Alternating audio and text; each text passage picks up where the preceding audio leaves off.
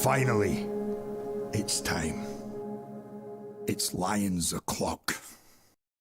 The ultimate honour for a British and Irish rugby player. Goosebumps.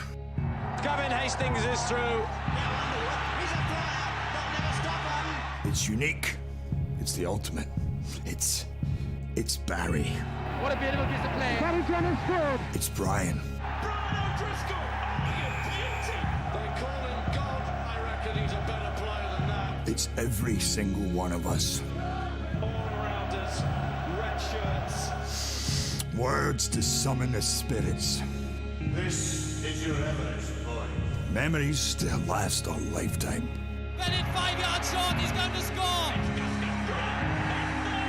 Liam Williams, it's got to be finished. It is finished.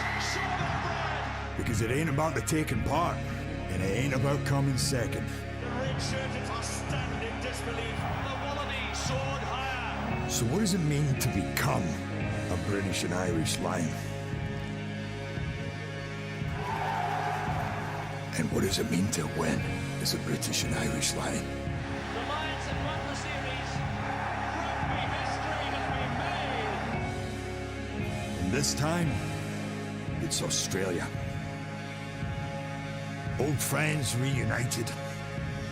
New friendships forged. It punches galore. Right past it. That is terrible. The third of the three Lions Crusades? Oh, no. It's the best of them This is their home, their series to win. against the very best of us. Mascot's there. A brilliant moment of individual skill. He's been unleashed. It's 007 in the Lion's Den. Actors, eh? Welcome to Fantasyland. Stiffen the sinews, summon up the blood. It's done. It's dusted.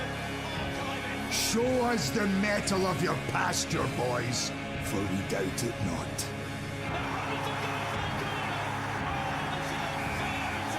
And if it be a sin to covet honor, be the most offending souls alive.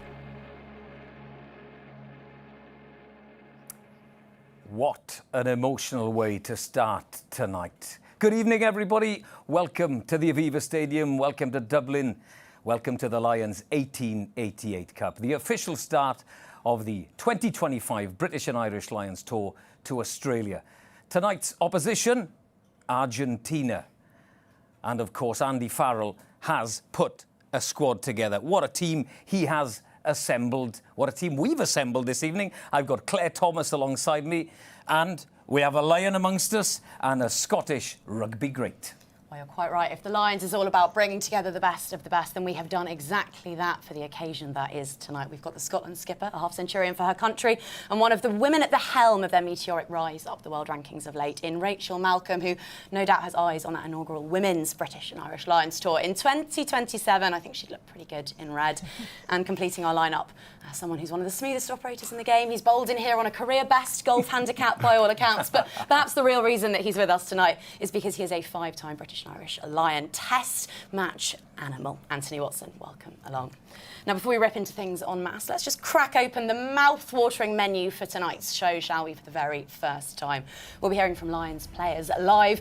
We'll be flipping the script a little bit and getting Matt Hansen to interview Andy Farrell. Luckily, we're approaching the post-watershed window because that gets pretty blue. We'll be hearing from fans right across Dublin. We'll be speaking to some legends of that red jersey, all ahead of kick-off at 8 p.m. The Lions creating history tonight, playing on Irish soil for the very first time. But I'm going to turn to Anthony Watson. Anthony, you're a double Lion. What does it mean? In sporting terms, this is the Olympics. In rugby terms, or in Jim Telford terms, this is your Everest, boys. It's so hard to summarise, to be honest with you. But I think that when you first are exposed to rugby, you obviously have lofty dreams and ambitions. And right at the very top of any of those lists will be playing for the Lions. So any time you have the opportunity to represent it, it's unbelievable. And it's not just, you know, being able to represent your family and whoever helps you get into that position, but you really do feel with the Lions, more so than any other team I've played for, the history and the people that wore the jersey before you, seeing your number, seeing how few people have done it, and it puts it all into perspective and makes you feel even more connected to such a special group. Speaking of ambitions, everyone who loves rugby grows up watching this tour, these competitions, these warriors in red. Rachel, what are your first recollections of the Lions? Because I think everyone remembers where they were when George North first backpacked Izzy Farrell.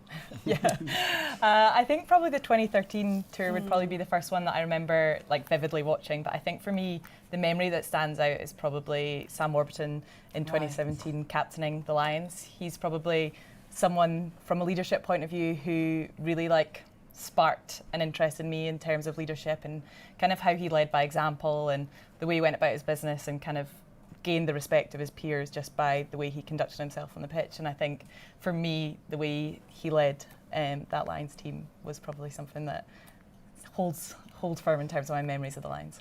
Well, it's not just a blockbuster sporting experience for you anymore. It's something that you can dream of being a part of. It's only right that women have a seat at the British and Irish Lions table, but how has the women's rugby community received the news? I think it's incredibly exciting, and I think the community would definitely agree with that. I think, it's something that as women, female athletes, rugby players, we have always watched the Lions, and it's never been something we can aspire to. It's seen as this iconic family, this iconic group of players, and like Anthony said, it's something that you can't necessarily describe, and you kind of get that from watching it, that anticipation and all the excitement that goes with it. But now with that possibility that we as female athletes could now aspire to play in that iconic red jersey, it's truly just ignited a new excitement within the community, within the women in the game, and within the fans as well. It's truly exciting, and I think definitely a big step forward and a good one for that. Anthony, we've got to talk about the Pumas. I can see a big Puma behind you there. Actually, it's a Jaguar, I believe, but that's another story. But if you had to pick a team that you didn't want to play against in this kind of opening game of your tour, would Argentina be it? They'd be right up there with Fiji and Samoa, because they've got some big boys as well. But Argentina are a tough outfit, and it'll be no walkover today whatsoever. I think that what separates Argentina from a lot of other teams is their ability just to stay in games. Very rarely do you see them literally get walked off the park. They are always niggly, they're always in your face, they're always fighting to the very end, and they've also got that little bit of Latin flair in there, which makes them unpredictable. And if you look at their 10 today, Albanors, I've seen him play over the past few years for Treviso. He's electric and he can get things going. So defensively, the Lions will have to be on it. But that's Andy Farrell's, that's his baby. So I'm sure that they'll be under control. Set the scene absolutely beautifully there. This is the hottest ticket in town, as for the first time in 4 years, one of sport's most famous hordes, the Red Wave, gathers. Fans from England, Ireland, Scotland and Wales, plus of course the ever vociferous Los Pumas faithful, are here in Dublin for a little slice of history, a once-in-a-generation test match. And one of the biggest Lions fans is Pitchside tonight, part of our team. It is Simon Ward. He was wearing his Top Gun glasses earlier, but he's taken them off. There he is, and he's got very good company indeed. I certainly have got the best of company. I'll tell you what, if the expectation for this show is as high as the temperature is, it is going to be a cracker, because it is boiling down here at ground level. I'm delighted to be joined by revered Irish internationals Dorothy Wall and Luke Fitzgerald. Dorothy, it's a big day for Dublin. It's a big day for the Lions. The buzz is palpable. Yeah, I think the sun in Dublin, I'm sure the drinks are flowing already. It feels nearly festival-like outside, and I think it's going to be a good evening for everyone involved. Luke, there are many players that are going to be playing here in the red of the Lions that are used to getting a little hostility, should we say, from the Irish public. It's going to be quite a learning curve for them to actually be cheered. Yeah, no, look, I think, for 4 years, the home nations, we try and kill each other. But it's great to come together at the end of that on a Lions tour, and I'm sure everyone in the stadium here will be right behind the boys as they go out. And I think, to me, this is the start of the tour. So massive opportunity for the guys who've been in camp to put a marker down, and I'm sure this crowd will get right behind them on a great day. It is a big wait, isn't it? A 4-year cycle. And now here we go. This is it. This is the hors d'oeuvre to the main meal coming up in Australia. There's a lot to play for all these 23 this afternoon. Yeah, it's a very unique opportunity. Obviously, the 23 selected today are the first guys to put on the shirt, and in a sense, they have a lot to prove to keep their positions over the next Test series, and it'll be very interesting to see how they gel as a group over the next 80 minutes and then over the whole Test series. Luke, I mean, every 4 years we start talking about the Lions again. I guess all the memories are quite vivid, even though it was 2009 since you wore the red of the British and Irish Lions. Yeah, look, great memories. It was an amazing tour to be involved in. It's every player that plays in the British and Irish Isles. It's their dream if you get to the international level to get to that next step to be a British and Irish Lion. You're in line for the rest of your life. So amazing community to be involved in, unbelievable memories, and of course I think it does bring your game on to a new level because you're with the best of the best here, yeah, it's a real treat, and it's a treat for everyone here to have an opportunity to see them in Dublin before they head off. And that's what's so different. What Luke said, it's the best of the best. But it is a merging of 4 different nationalities into one common cause. That doesn't happen immediately, does it? No, I think with any group there's kind of a gelling period, and you get to know each other, get to know how you play, get to know how you are around the place in general. But it's such an amazing opportunity to lads who you've played against, and you're playing with them and learning who you get on with, who's the best crack and who you want to be around, and how you play together is a very exciting opportunity. And not least who you're rooming with. Yeah. There's been a few good ones all right over the years. Bet. Yeah. Andy Pell stands out. What a great character he was on our tour in the Lions. But, the guys coming together, it's one of the big challenges with the Lions tour is, can you mesh together quickly? All those different ideas, all those different ways of playing, can you deliver a cohesive performance really, really quickly? And I think part of that is actually getting on well together and kind of forming that bond off the pitch as well as on the pitch. So, yeah, look, it's a big opportunity for these guys that are out there. I think, the first ones to pull on the jersey, in my opinion, have a little bit of an advantage. So interesting to see who takes advantage of that, of this massive opportunity today. Well, we shall talk more about that opportunity later on with these guys. But from the heat of the touchline, back to the cool of the studio. Cool, Simon. It is boiling here, and I've got a jacket on. But it's all worth it, all worth it. Well, we can continue with our conversation because we're going to talk about what the Lions have been doing. And Anthony, what's it like when you leave your club side and then you meet for the very first time in that first kind of gathering of Lions? It is first day of school feeling. Might not necessarily know a whole bunch of the players there, but you know their reputation, you know little bits about them. And then you walk into a room and you're surrounded by essentially the best players, in Britain and Ireland. And some of these guys you've grown up watching and admired, and then you're sat next to them in the change room, and it takes a little while. Normally it takes one social, and after that everyone's on the same playing field. But it's unbelievable, honestly, that feeling of meeting up and starting to build those connections. And then like we said, the first training weeks and stuff like that are always real tough. But just as much as the socials build that kind of connection, tough training sessions do the same thing when you're trying to pull people along. Contact conditioning or, fitness, running fitness, having someone next to you who you don't know that well, who's pulling you along, just builds that kind of, I guess, trust that you need, especially with the Lions.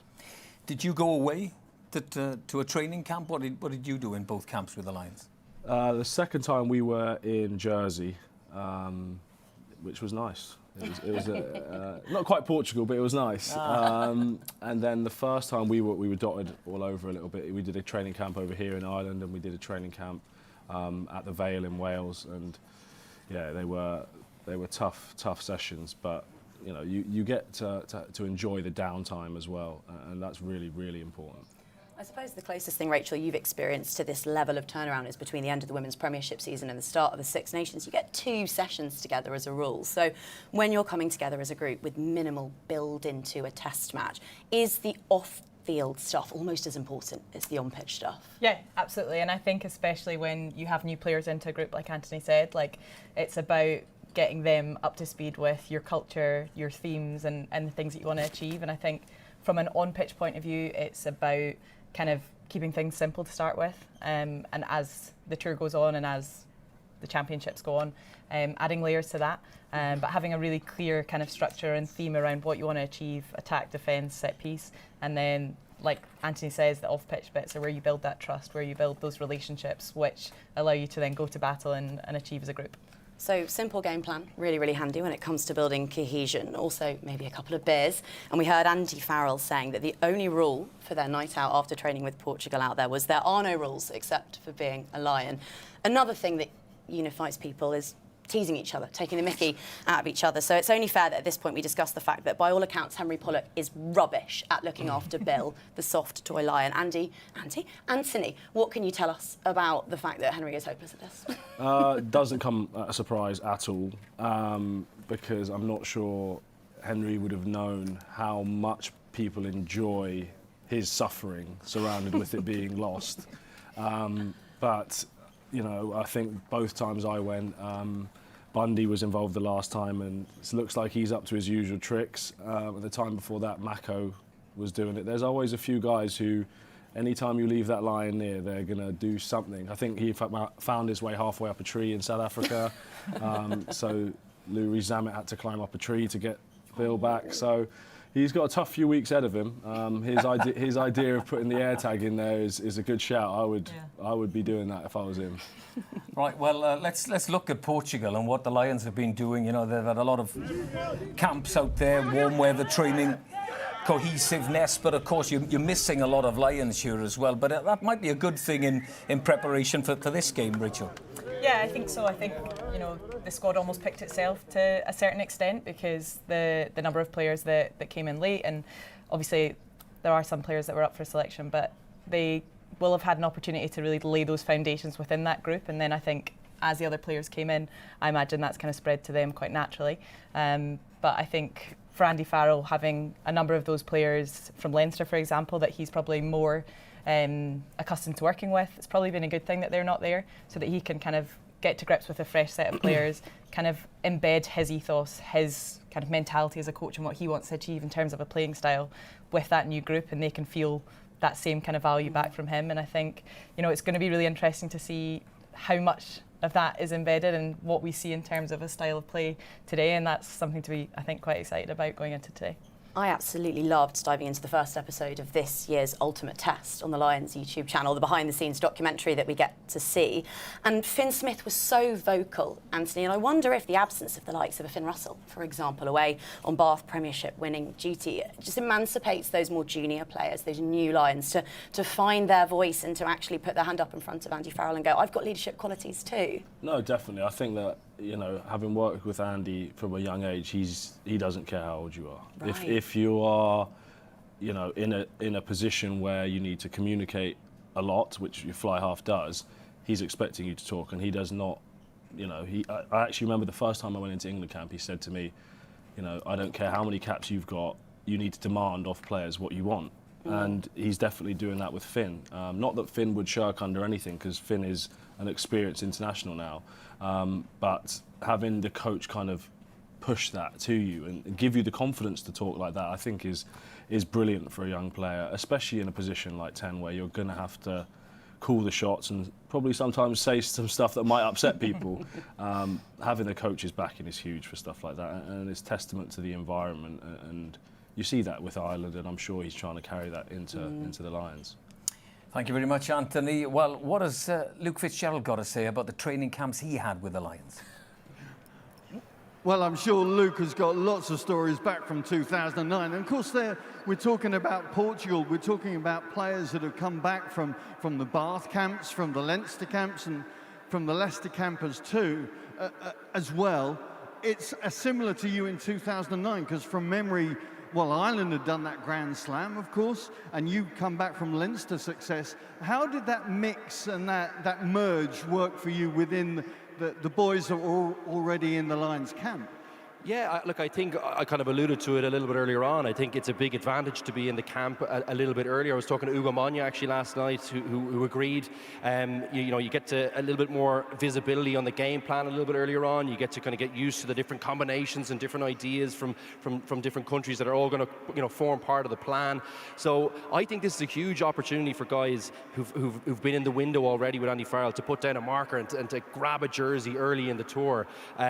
Whereas I think the guys who are coming coming in a little bit later, it's a little bit challenging for them, I think, even though they've come in from some success, and they'd be, some of them are playing some great rugby. You're still one game behind, so yeah, there's a challenge in that. But look, they're all up to it. I mean, once you get into camp, I think everyone was dying to get into that test jersey, and that's the big carrot at the end. So look, earlier the better, but I still think there's a lot of competition for places coming up, and it'll be really interesting to see who grabs the jersey. Do you remember the emotions that you felt going into camp in South Africa, and then having to establish yourself? I mean, I'm guessing you want to run through brick walls in order to show what you could do. I certainly tried, but I try and avoid. My game was around avoiding some of the bigger brick walls, to be honest with you. But look, there was some serious star power there. You guys like Shane Williams, I said Ugo Manya, of course.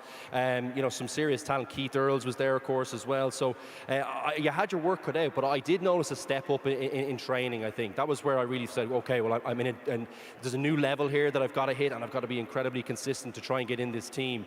And I got off to kind of a bit of a sluggish start on the tour myself. And that was a challenge, but I think you just have to kind of stick at it and try and be consistent every day. And the people who do that well and who are open to the new ideas that you're going to be exposed to in an Irish kind of, in a Lions kind of training camp, those are the people that do the best and that end up getting in the test team, I think. So that's my only bit of advice. I think it's definitely a step up, and I'm sure the guys will have noticed it so far. Well, it's going to be very interesting to see. Now, Andy Farrell has obviously had some very tough assignments, not only in picking this squad, but of course then to pick the test side to start out in Australia. We thought we'd give him a few more tough assignments, getting an interview with one of the squad. Today here for the Lions. Faz is about to get interviewed. He's lucky enough that he's going to be getting interviewed by me. So let's go surprise him. Andy, how are you, pal? What are you doing here? Lucky for you, I'm your interviewer today. So dive into the mind of Andy Farrell. Listen up, don't be afraid to show you what person you really are. I'm going to start off with a squad question. Obviously, the whole...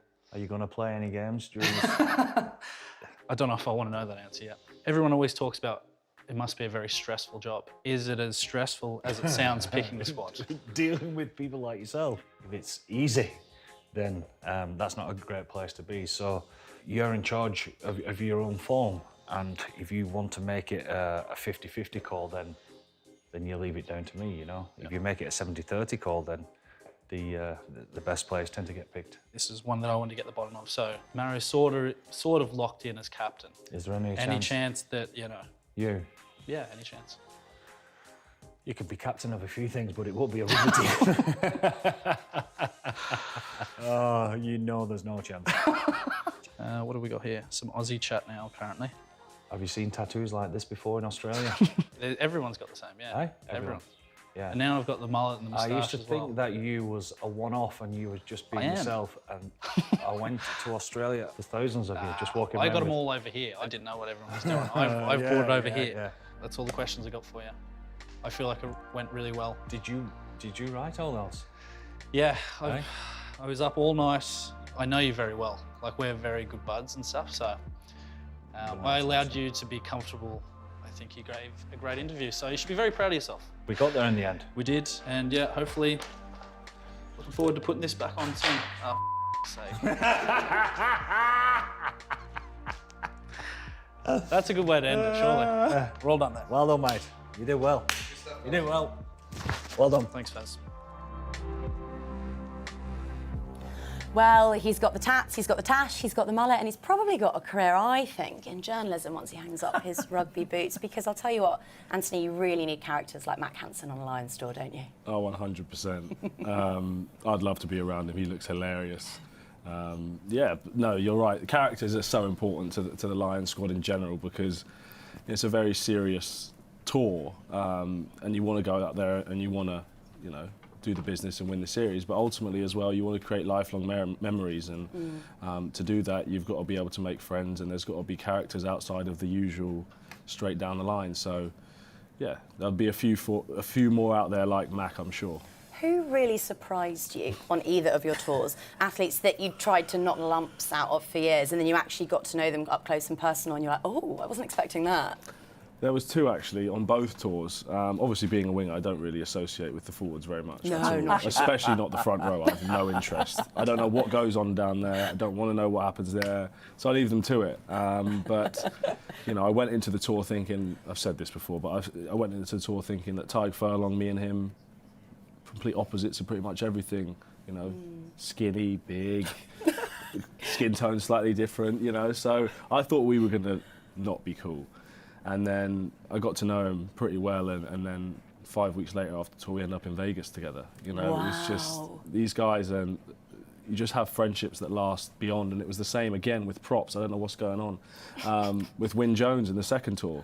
You know, like again, I remember walking past him. I think it was just after a training session, and he was watching an auction of sheep on his phone. And I thought, I was just going to ask you about his. Did he mention farming? Yeah, he was doing that a lot, and I was thinking as I was watching it, yeah, we're not going to be friends. Did they live stream those? Yeah. You were showing me a...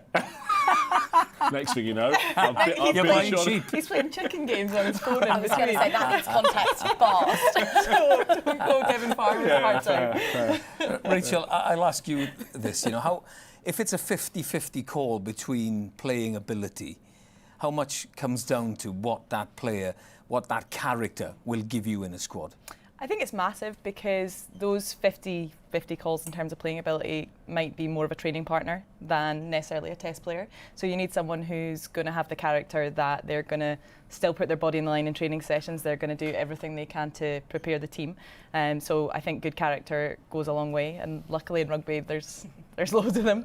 You tend to find very good people in this sport, which is a part of being a Lion as well. It's not just about the performance on the pitch, it's definitely about the characters off it, and I think, yeah, you can probably vouch for that better than I can. But yeah, no, I think you're absolutely right. I think it's an area that probably gets overlooked when you're talking about overall squad selection, is how are these people going to respond to maybe not being in the 23?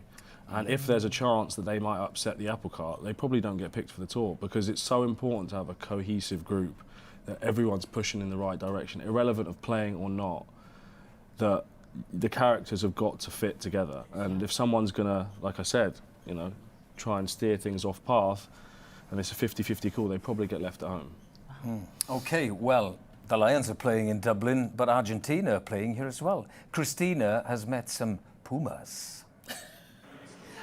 When did you get in? Today. Today? What have you guys been doing? We've been traveling around all Europe, so it's been 3 weeks. We have 1 week left.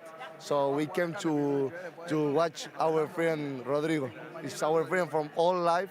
We've been knowing together we've been playing in the same club since we were 4 years old. So it's our best friend, and we came to England actually. We watched one of his games on Harlequins, and then we came here. How special is it to see your friend Rodrigo play? Like, how can you sum it up? It's impossible to say it in words. It's a feeling, you know. It's hard to say it, but happy. We're really happy, really happy. What is your score prediction for today? I think the Pumas are going to win by 5 points. It's going to be tight, hard game, but the Pumas going to win in the last 10 minutes. Do you guys have anything that you want to say? Do you have a message for Rodrigo? It's our best friend. We love him.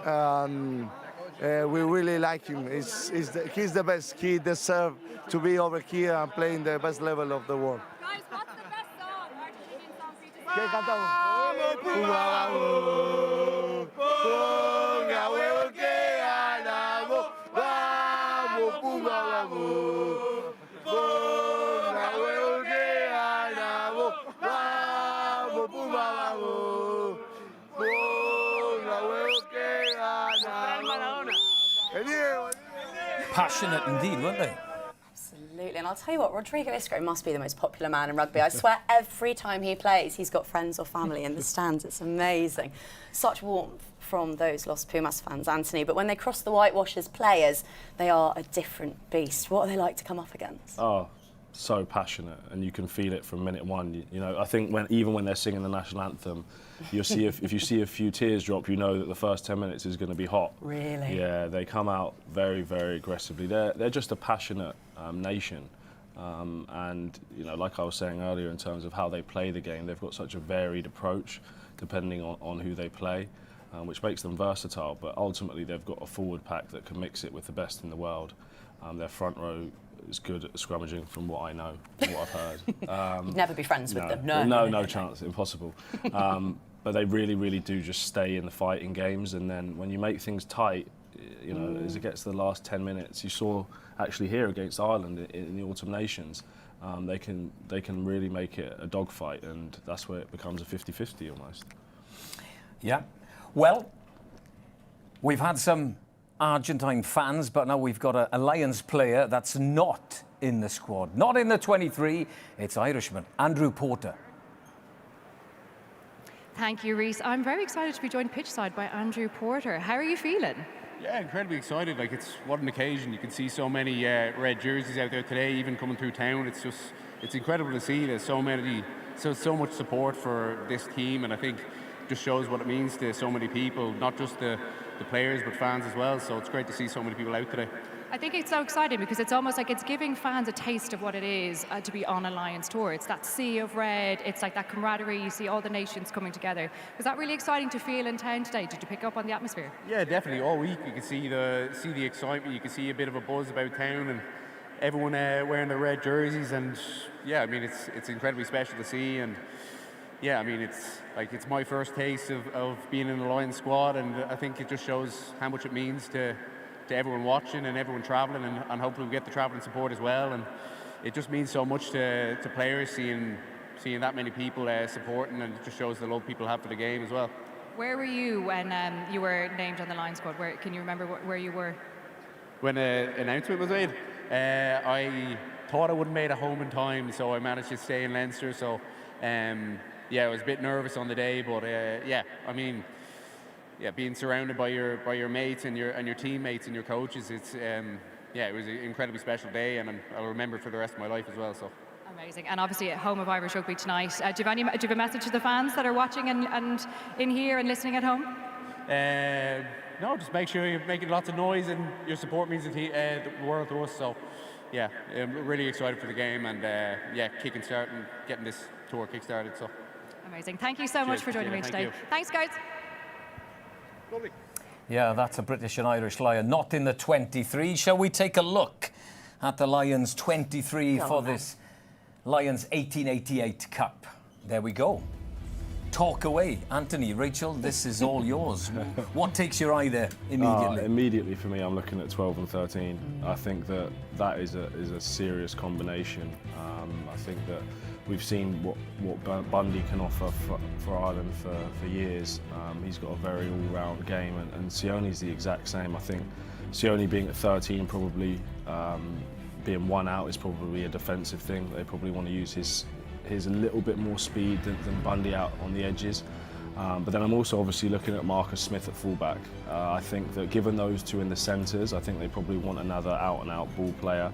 And I think that Marcus will slot into a lot of first receiver or second receiver today and try and free up Bundy and Sioni to be a bit more abrasive. I saw a tweet from the journalist Graham Love, which I absolutely loved earlier on today. He just took a screenshot of those two centres and he put, "Some of these Pumas have families, Andy." And it is, if you were playing fantasy rugby, it's right up there with one of the combinations that you would pick on behalf of Andy Farrell. But Rachel, if you were playing fantasy rugby, would you have picked your specialist area, that back row? Yeah, I think I would, in terms of the players they have available, in terms of obviously some of the players coming in later. There's a couple in there that I would maybe have snuck in, such as Van de Vlier, I think is just phenomenal, and I would always have him in my team sheet somewhere. But I think in terms of the back row that they've gone with, they're probably three hybrids. I don't think any of them are necessarily an out-and-out in any of those positions, and I think looking at all three of them, all fantastic breakdown specialists, so I think that'll be a really interesting area of the game to look at. I think, the combination of probably having three breakdown specialists in your back row with two very abrasive ball-carrying centres is potentially a little bit of an insight into how they're going to look to play today. But I think, very excited to see that back row go, and I think it'll be pretty dynamic. What about the line-out options? Because that, none of them are really line-out jumpers in that back row. Jack Morgan does get used with the Ospreys and with Wales. What do you think about that? Are you missing a potential Courtney Laws from this kind of squad? Yeah, I think that's probably the the change that we might see as the tour goes on. I think obviously Tyburn in the second row, he played for the Lions in the back row previously, and I think we might see that transition and bringing another second row into the boiler room. So I think it'll probably change as things go forward. I think in terms of line-out option today, we might see Jack Morgan go up. I think predominantly we're probably going to see those 2 second rows as our main jumping options, but it'll be interesting to see how they do that. But I think, like you say, we probably are missing that height and that big line-out option in the back row, and I think as we move through, that'll be the change we see. Can I just say at this point, when we had to do our Lions, I'm a geek, so I had to do it. When we did our Lions selection earlier on in the season, I put Courtney in my squad. Courtney was going to Australia for me. I'd love to see him on the tour. Should we talk Argentina? Yeah, let's quickly look at Argentina. Let's have a look at the team that they've selected. Filippo Contamponi has put this team together. He faced the Lions in Cardiff 20 years ago. What do you make of this side? Yeah, I'm looking at, obviously their captain is a focal point for them. Julio Montoya, you talk about emotion and getting the guys going. Having played under him as my captain, you know, I've seen it firsthand. He'll have them fired up today, and he'll want to prove a point that, you know, the Lions expecting to roll in here, and, you know, I guess an easy win against Argentina is not going to happen. But then I'm also looking across that back line. I look at the 2 wingers, Isgro and Mendy and Carreras, the whole back 3, to be honest with you, and what they can offer. And they're all electric in their own right. I think Carreras is an all-court player, obviously can ball play, but has got brilliant feet and can break the line. But you see Mendy for Claremont, and he's got some seriously electric footwork. And you know, again, you know, the Lions will have to be on it defensively, because those guys can make stuff happen out of nothing, and that's the kind of thing that really frustrates defensive coaches, is seeing guys make breaks out of nowhere, but they're capable of doing it. So it's an interesting battle across both back 3s for sure. Okay, we're going to go pitch side again, because Christina has made her way into S4C's camp and found a British and Irish Lion. Dwayne, we have just stolen you from S4C rehearsals. How are you feeling? Yeah, good. Obviously very excited for the game. I think it's a fabulous occasion here. I was in town last night and a sea of red everywhere, you know, the shirts, and just got a buzz about the game. And yeah, it's a huge game for the players. Obviously, their first chance for some of them to wear the famous shirt, and it's going to be a great game, I'm sure. How are you feeling about the game? Are you talk to me about the squad? Are you confident? Yeah, look, I'm confident. Obviously, the squad is excellent. I think Argentina will have a part to play today. I think no one's really speaking about Argentina too much. You know, it's all about the Lions tonight, but you know, they'll want to put a big fight up, I'm sure. So it's going to be a good test for everyone, and obviously it's the beginning of the journey. And I think getting those partnerships and everyone gelling together slowly is going to be important. I think we've just got Jamie Roberts is about to crash this as well. These guys don't even want to rehearse right now. They just want to be here, say hi to everyone in the stadium. Hey, how are you doing, guys? Yeah, good, amazing. Absolute pleasure to be here. I think the Lions, above all else, probably value their history. It's an amazing brand that kind of celebrates this history, and both of us are very privileged to play in Lions tours. So whenever Lions tours come around, here we are. We come out the woodwork and we celebrate and remember very fondly our time as Lions. Are you feeling very nostalgic right now, just obviously being here pitchside, doing your commentary? You obviously were wearing the red shirt at one point. Yeah, look, I think it always brings back brilliant memories. I think the privilege of playing for the Lions is something that's you know, amazing part of our lives, and you know, obviously very proud of it, and to be back, you know, watching this game and seeing and knowing how these guys are feeling is going to be you know, it's great. Amazing. Can you sum up really quickly what it means to be a Lion in 3 words? Privilege, and I'll say more than 3 words. Very well aware of who you're representing. Wouldn't be like you to say more than 3 words. But thank you so much for joining me, guys. And I think I'm going to throw it to Simon.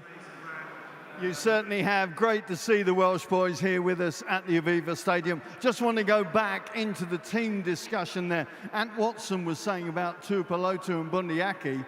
Interesting stat, numbers 11 to 14, each weigh over 100 kilos. And with the pace that they've got as well, that is a terrifying backline, isn't it?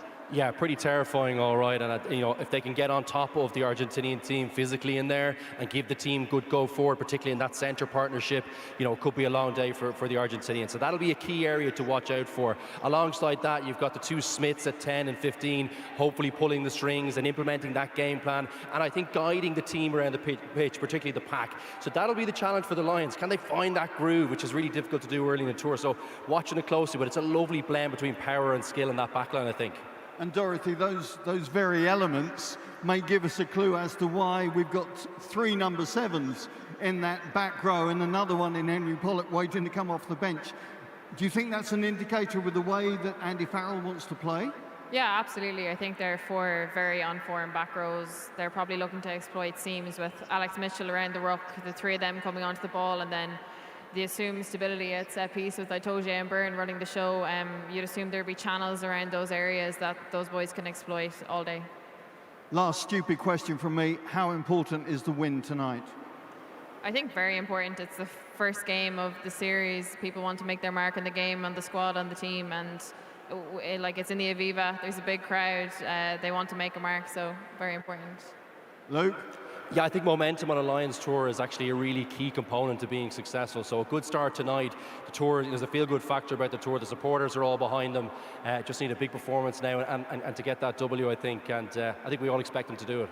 And just a word to say on the opposition head coach, who, as I think Reece mentioned, 20 years ago was wearing the number 10 shirt for the Pumas when these two last met. You played with him a lot at Leinster. Great to see Felipe Contepomi back here. Yeah, Dr. Phil, what a player, what a guy, and a brilliant rugby brain. I think what he's done with this Argentinian team, you know, I think there's huge potential there. We obviously saw them beat South Africa last year, and a huge win against Australia as well. Remember, 67 points at home against them in the Rugby Championship last year. So this is a very dangerous outfit. They've got a very clever coach who'll be able to inspire the team, and I think they'll be really up for this one today. So big challenge for the Lions to start off the tour with. Well, great to have you here. Thank you for your company. The battle of the big cats is about to happen, but before that, I think Christina's got a little more flavour from the stands. Guys, I am privileged to be here with an absolute super fan of rugby, and I feel like you're almost a lucky charm of Irish rugby as well. This is Jennifer. Jennifer, do you want to say hello? I am a good player. Yeah, you are. Yeah. I think you are a lucky charm. You can be relaxing the football. And you've been here, for how long have you been here today? The close play I 4 years, and the kick years, and the 4 years for the football hurling to the hospital, and the football and the hurling to the match of the father, and the Wednesday the part of the Monday. And who are you most excited to see today? Yeah, I'm really the ball to his hand of ball, and the football and the hurling as well, and the ball and the football, and we won day, and You've got your ball signed a few times, haven't you? but yeah, the last year we lost to What happened to you last week? Who gave you their boots? yeah, the last year today, and have one day. Yeah. Jordy Barrett gave The Jennifer bye his boots. bye and Yeah. the boss Is to he the your mom new dog. best friend now?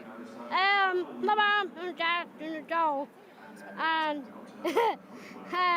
my mom and dad She's busy trying to get you autographs, isn't she? yeah, the back up and the Wednesday to the father. And do you think Lions are going to win today? Yeah, the football who did it to forward time, and the forward to be the time forward to the forward last sport, and the forward be the left of the forward. Amazing. Well, thank you so much. Thank you very much. Thanks, High fives indeed. Let's talk about this game because we are just about an hour away from kick-off. We've got about a minute left in our show here. How important is winning? We've seen the reaction at Pitchside. What are the coaches looking out of this one? Rachel, I'll start with you. I think you're looking for a win. I think, you know, you want to get the tour started off as best you can. You want to start that momentum. You don't want to have any backlash about whether the selections are right or whether you deserve to be here. And as an individual, you want to go out there and put in a performance that puts you in position to get selected for that test. So I definitely think you don't just want to play for the Lions, you want to win for the Lions, and I think that's what they'll be going to do today. You've played in one of these at Murrayfield in 2021. How important was it to win that game? Definitely. I think everything, you know, that was just said, but you add the fact that, you know, winning is sometimes habitual. I think that just kick-starts the confidence that you need on a Lions tour to go out there and win. So, you know, it's 100% so important to try to win today. And I know that will be echoed across the change room. Lions win. Score predictions. Come on, everybody loves a score prediction. Rachel? I think 22-15, I reckon. We're going to have to hold out. To who? To Come on. the Lions. I think we're going to have to hold out a pretty abrasive, powerful Argentinian performance. But I think once the connections start to come, the Lions will take it. I'm going 28-10. 28-10 to the Lions. OK, well, if you're watching at the Aviva Stadium on the big screen, stay with us. If you're watching at home, here's a reminder how you can watch the game live. There's the on-air times for you. Sky and ESPN, 7 o'clock, just about going live in a couple of seconds. TG Cara at 7:20, and S4C, Espadorec, 7:30. Kickoff at 8 o'clock. Here we go then. We're saying bye-bye for now as the British and Irish Lions journey begins.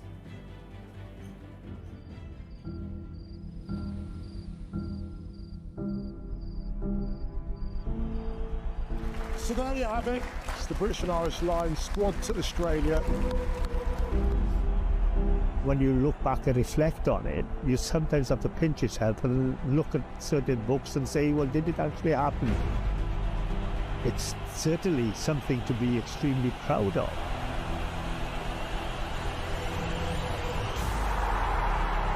Be part of a team with 4 nationalities around you, that was really, really special.